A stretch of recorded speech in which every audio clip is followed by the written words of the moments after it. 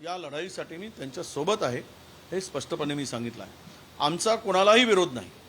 मराठा समाजाला काही काल मला बोलताना सांगितलं त्यांच्या डोळ्यात अश्रू आले नाही का, जरांगे बोलले, अरे आमच्या डोळ्यात सगळ्यांसाठी अश्रू येतात। आम्ही काही दुश्मन नाही, परंतु तुम्ही ज्या पद्धतीने विषय मांडला तो सरकारने सोडवला पाहिजे। ते आमच्या हातात नाही आहे। तुम्ही सरकारवर दोष द्या, सरकारने तुमची फसगत केलेली आहे, जे होत असेल ते त्यांच्याकडे बघा। मराठा समाजाचे नेते बसले उपोषणाला, आपले जरांगेजी, त्यांनाही सांगितलं आम्ही JR काढतो। काल त्याचा खुलासा स्पष्टपणे यांनी दिला, तुमच्या गिरीश महाजनांनी, की सगळे सोयरेचा JR हायकोर्टात टिकणार नाही। अरे तुमचाच एक मंत्री म्हणतो ते टिकणार नाही, मग तुम्ही अभ्यास करत नाही का? तुम्ही का असं बोलून लोकांना हे करताय, भडकवताय आणि लोकांच्या भावनेला ठेच पोचताय?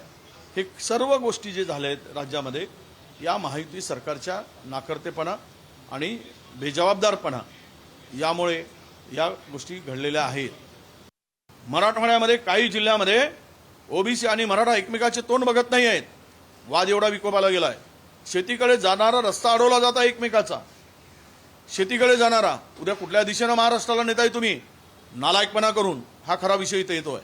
व्यवहार बंद होत चाललेत, कोणी लावली आग, कोणामुळे हा संघर्ष उभा झाला, याचा सखोल अभ्यास करावा आणि जो दोषी असेल त्याला संपवण्याचा विळा जरांगे पाटील घेऊ देत आणि हाकेनी घ्यावा।